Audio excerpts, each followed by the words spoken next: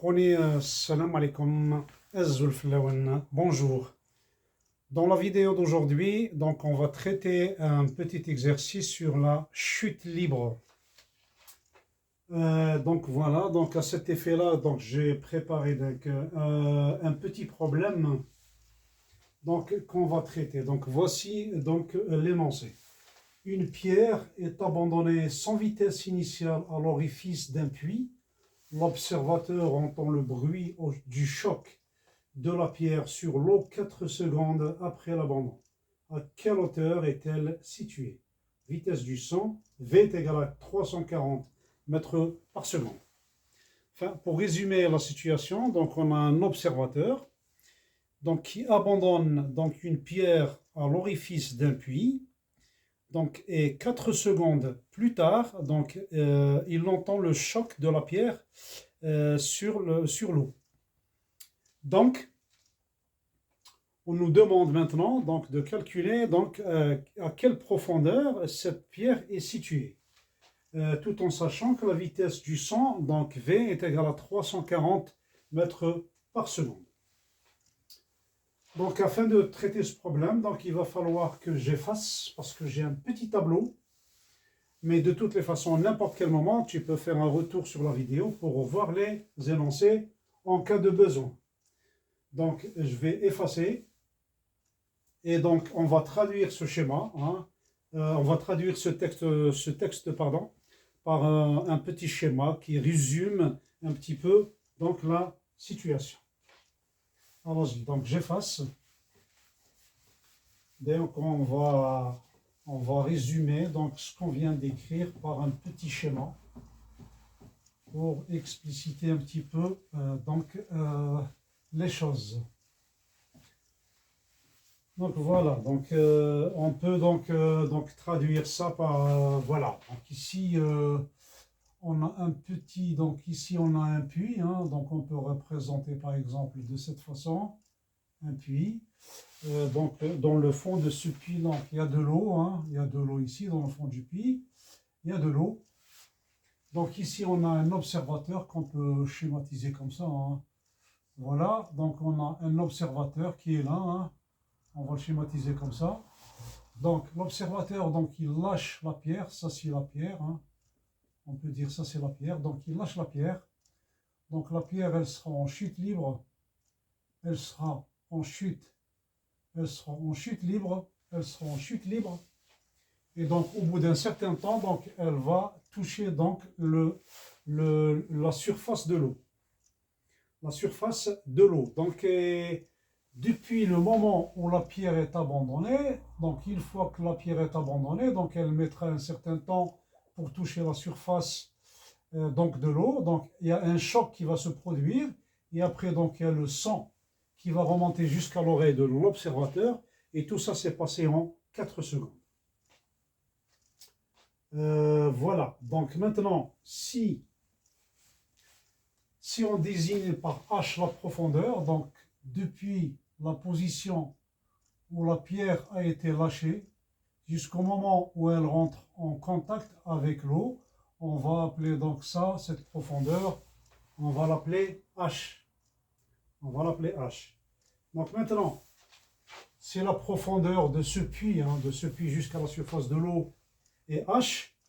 Donc on peut écrire que H est égal à tout simplement donc 1 demi de G T carré. T carré. C'est quoi le T? Le T, donc, c'est le temps qu'elle mettra la pierre, le temps nécessaire qu'elle mettra la pierre depuis son abandon jusqu'au moment où elle va toucher elle va toucher la surface de l'eau.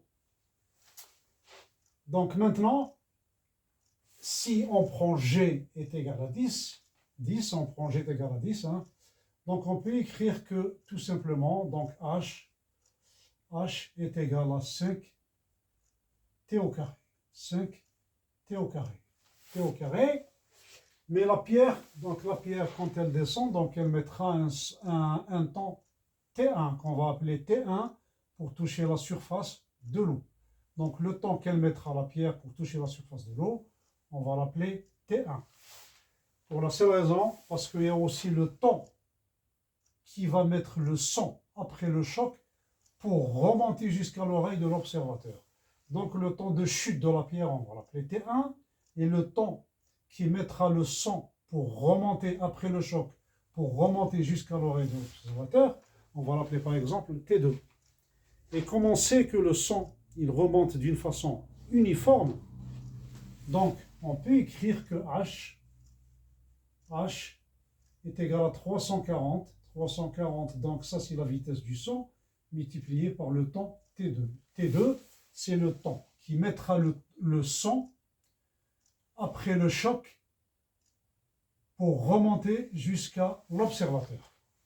Donc voilà, donc ici donc on a deux expressions. Hein. Donc la première expression qui est là, la deuxième donc expression qui est là. Donc on va tout simplement donc chercher le temps T1 et le temps T2. Donc de la première expression, donc on va exprimer le temps T1. Donc on peut écrire donc H est égal à 5 T1 donc au carré. Donc à partir de là, on peut dire que T1, hein, T1, donc je le fais directement, donc T1 est égal à tout simplement à la racine carrée de H sur 5. Donc de la deuxième égalité, dans la deuxième expression qui est là, on va chercher T2. Donc T2, tout simplement T2 à partir de l'expression qui est là. Donc T2 est égal à H que divise 340. 340. Donc voilà, donc maintenant on a exprimé le temps T1 et on a exprimé le temps T2. Mais on sait que quand l'observateur donc il abandonne la pierre à l'orifice du puits, donc la pierre elle va mettre un certain temps T1 pour toucher la surface de l'eau. Après le choc, il y a un bruit qui se produira et donc le son il va remonter avec un temps T2 pour atteindre l'oreille de l'observateur. Donc on peut dire que le temps T1 plus T2 est égal à 4 secondes. Donc ça c'est dans l'énoncé. Hein. Donc on peut écrire que T1, le temps T1 plus le temps T2, tout ça est égal à 4 secondes. 4 secondes. Mais on connaît l'expression de T1, on connaît l'expression de T2. Donc T1 elle est là et T2 elle est là. Donc on peut dire que tout ça est égal à tout simplement. Donc T1 c'est la racine carrée de H sur 5. H sur 5. Et plus T2, et T2 est égal à H sur 340, et plus H que divise 340. 340. Donc voilà, donc maintenant on a juste donc cette équation à résoudre. C'est l'équation qui est là. Donc on a 4 qui est égal à la racine carrée de H sur 5 plus H sur 340. Donc maintenant, on peut par exemple isoler racine carrée de H sur 5. Donc racine carrée de H sur 5 est égal à 4 moins H sur 340. Donc on peut écrire que H, racine carrée de H sur 5, racine carrée de H sur 5, ça est égal à 4 moins H sur 340. Donc maintenant, bon, comment qu'il faut résoudre cette équation, hein, c'est pas trop compliqué. On va par exemple élever donc au carré, donc ici on va élever au carré, donc ici on va élever au carré, Donc ici tout simplement, donc on aura la racine et le carré qui vont s'éliminer. Donc il va nous rester H que divise sur 5, H sur 5. Est égal, donc ça c'est une identité remarquable, hein, c'est comme si on avait A moins B le tout au carré. Donc ça nous donne A au carré, ça veut dire 16, 16 moins 2AB, ça veut dire moins 8H sur 340, et plus B carré, ça veut dire plus H au carré que divise 340, le tout au carré. Donc voilà ce qu'on va obtenir si on développe l'expression qui est ici. Hein. Donc maintenant, qu'est-ce qu'on peut faire là? Donc on va essayer donc, de rassembler un petit peu les H. parce que là, je vois donc une équation du second degré qui commence à se dessiner. Donc, on commence par la puissance la plus élevée, donc pour avoir justement une équation de second degré. Je peux par exemple écrire que h carré, donc h carré que divise 340 au carré, 340 donc le tout au carré, ici donc c'est au carré, hein. Ici au carré, moins 8h sur 340, donc moins 8h divisé par 340. Je vais transposer le h sur 5 qui est par là, donc je vais le balancer de l'autre côté. Ça devient moins h sur 5. Et enfin, plus le 16 qui est là, donc plus 16 qui est là, plus 16. Et tout ça est égal à 0. À 0, donc voilà, on voit déjà qu'il y a une équation de second degré qui est en train de faire, donc d'apparaître. Donc maintenant, je vais tout effacer, hein, parce qu'on n'a pas assez d'espace. Donc je vais garder juste la dernière expression. Donc, et on va donc traiter un petit peu ce problème, un petit peu, pour avoir un petit peu plus d'espace. Donc je vais effacer ici. Je vais laisser juste la dernière expression. Voilà. Donc on va effacer tout ça.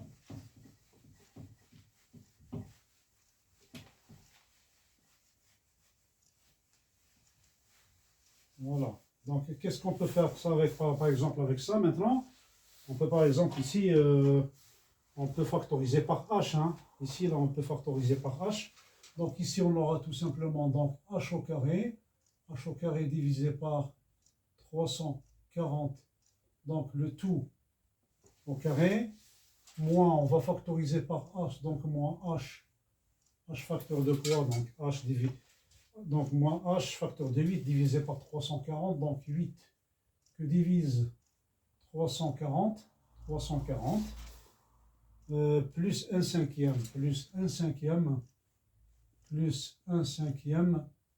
hein, moins par plus, donc je vais avoir le moins qui est là, hein, plus 1 cinquième, et donc enfin plus le 16 qui est là est égal à 0. Plus 16, et tout ça est égal à 0. Donc maintenant, on peut effacer ici. Donc voilà. Donc maintenant, donc, on va travailler un petit peu cette expression-là. On va rendre au même dénominateur, etc. Donc ici, donc, je vais m'occuper déjà dans un premier temps de la petite fraction qui est là. Donc ici, on aura tout simplement donc h carré divisé par 340, donc le tout au carré, donc moins h facteur, donc le dénominateur commun ici, donc 340.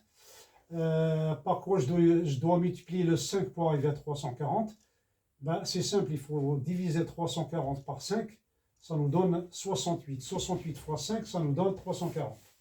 Donc ici, j'aurai 8 que divise 340, et donc plus ici, donc 68 fois 1, donc c'est 68. Ici, on aura 68 que divise 340. Maintenant, pour avoir les 340 au carré ici, donc il va falloir que je multiplie par 340 ici. Donc là, je multiplie par 340. Et là, je multiplie par 340. Là aussi, je multiplie par 340. Donc, j'ai multiplié les numérateurs par 340. Donc, le dénominateur, je multiplie par 340. Donc, 340 fois 340. Donc, là, j'aurai 340 au carré.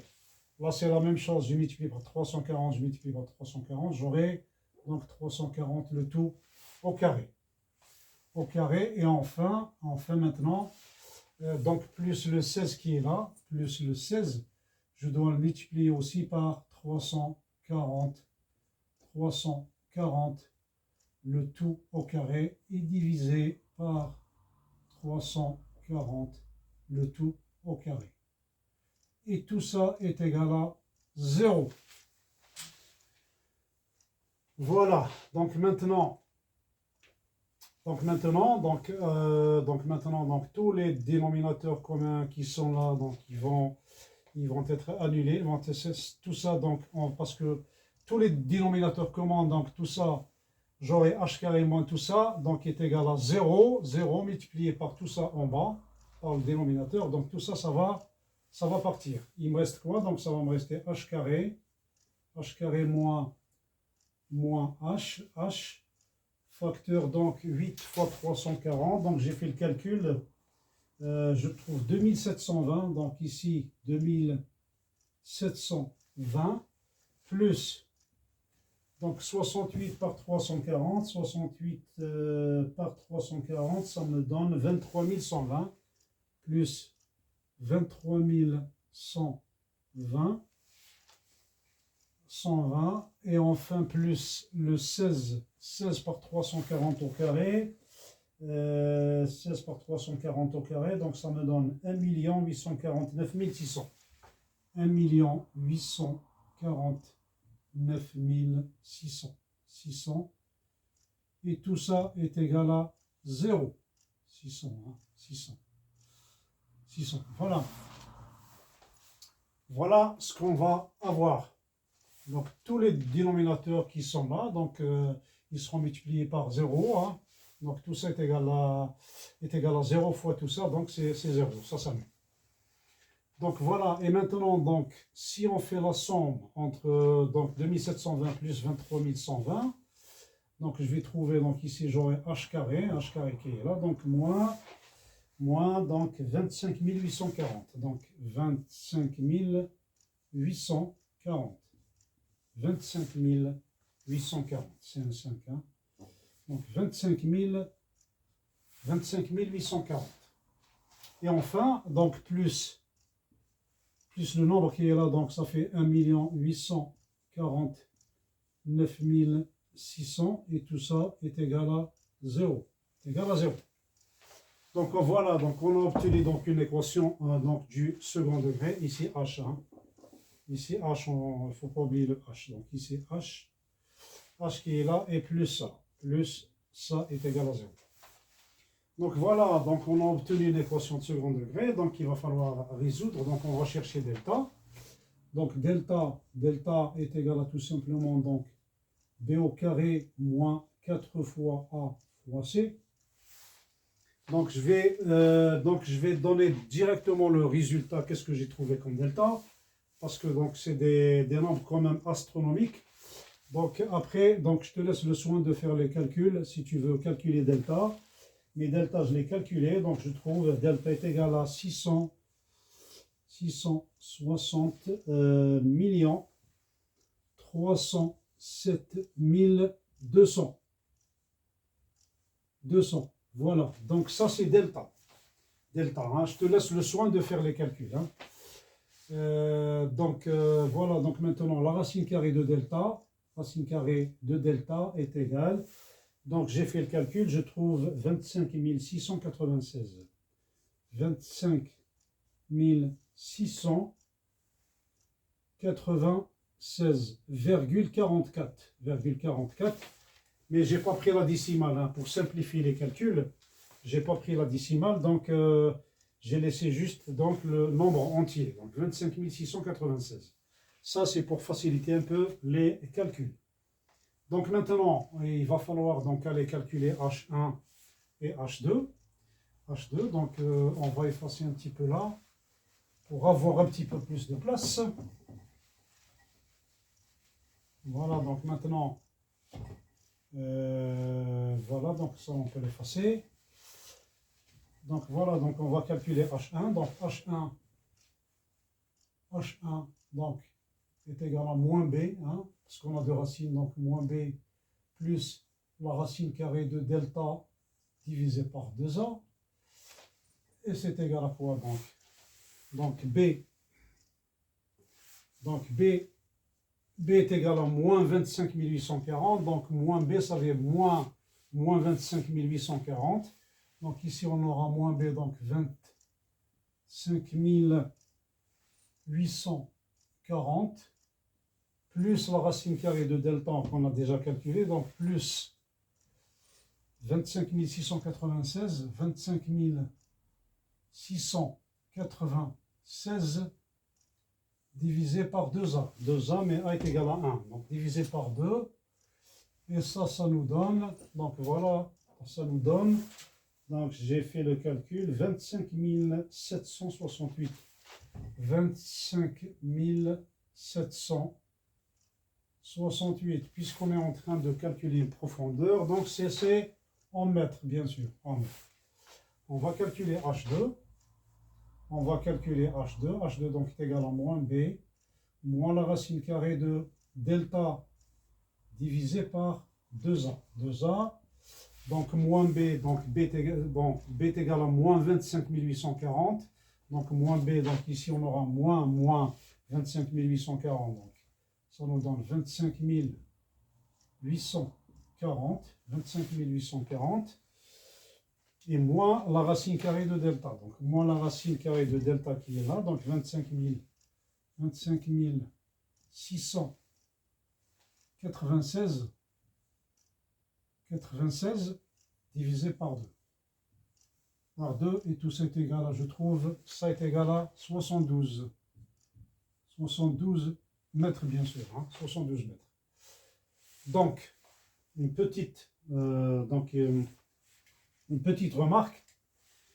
Donc ça, on ne le prend pas en considération. Ce résultat, c'est à rejeter. Parce que le noyau de la Terre, il se trouve déjà à environ 2900 km. Donc, sinon, donc, on arrive au centre de la Terre. C'est pas possible. Donc ça, c'est à rejeter. Ça, c'est pas accepté. C'est une solution qu'il ne faut pas prendre en compte. Par contre, ici, donc, il faut prendre donc, en considération. Donc, on prend le H. H est égal tout simplement à 72 mètres. 72 mètres. Donc, c'est ça qu'il faut prendre en considération. Parce que là, ce n'est pas raisonnable.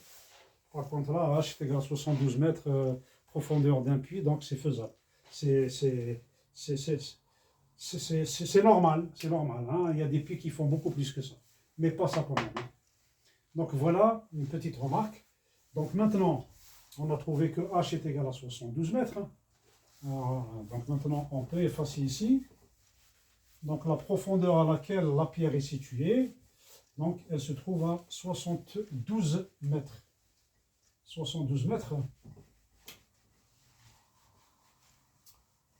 Donc maintenant, donc c'est pas demandé dans l'énoncé, mais on peut calculer le temps que donc la pierre, le temps qu'elle a mis la pierre donc depuis l'abandon jusqu'au moment où donc elle a touché la surface de l'eau.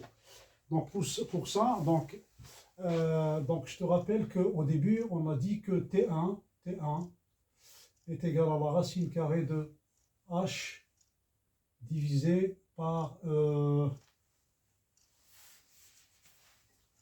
donc on avait dit que T1 est égal à la racine carrée de H, on va écrire ici H sur 5, hein. Ça c'était au début de la vidéo, hein. Donc on a trouvé que T1 est égal à racine carrée de H sur 5, comme H est égal à 72 mètres, donc T1 est égal à tout simplement donc la racine carrée de 72 divisé par 5, et ça nous donne, donc j'ai fait le calcul, 3,79 secondes. Donc T1 est égal à tout simplement à 3,79 secondes. Et T1, je te rappelle que le temps que la pierre a mis depuis l'abandon jusqu'au moment où elle a touché la surface de l'eau. Donc ça, donc le temps qu'elle a mis la pierre pour toucher la surface de l'eau depuis l'abandon est de 3,79 secondes. Maintenant, donc, on peut calculer aussi le temps qu'il a mis le son pour remonter jusqu'à l'oreille de l'observateur. Donc, je te rappelle que le temps T2 donc, est égal, donc c'était égal donc à H que divise 340. Ça, c'était au début de la vidéo. Hein. Donc T2 donc, est égal à A sur 340, ça veut dire 72 mètres, donc 72 divisé par 340, et là on trouve 0,21 secondes. 0,21 secondes. Donc le temps après le choc, une fois que la pierre a touché le fond, enfin a touché la surface de l'eau, donc il y a un bruit qui s'est produit, et en ce moment-là, donc il y a un son qui a mis 0,21 secondes pour arriver à l'oreille de l'observateur. Donc ça c'est le temps qui a mis le son pour arriver à l'oreille de l'observateur, qui est égal à donc T2 est égal à 0,21 secondes. Voilà. C'est le temps qui a mis le son pour arriver jusqu'à l'oreille de l'observateur après le choc. Donc maintenant, je te rappelle qu'au début de la vidéo, donc on avait dit que T1 plus T2, ça a été T égal à 4 secondes. 4 secondes. Donc maintenant, on va vérifier. Donc maintenant, si on écrit T1 plus T2 est égal à 4 secondes, donc tout ça est égal à tout simplement donc à 0,21 plus 3, enfin, on commence par T1, c'est la même chose. Hein. Donc 3,79, pardon. 3, donc T1 c'est 3,79 secondes, T1 plus T2 c'est 0,21 secondes, et tout ça est égal à 4 secondes.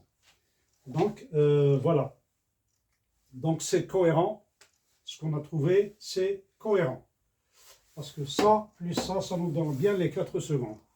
4 secondes qu'on a parlé depuis tout à l'heure, donc dans l'énoncé. C'est-à-dire que les 4 secondes, c'est depuis que donc l'abandon, depuis que l'observateur a abandonné la pierre à l'orifice du puits, donc la pierre donc elle a touché donc la surface de l'eau, il y a un choc qui s'est produit, et donc le son est remonté donc jusqu'à l'oreille de l'observateur, et tout ça c'est dans un espace de 4 secondes. Donc on retrouve bien les 4 secondes.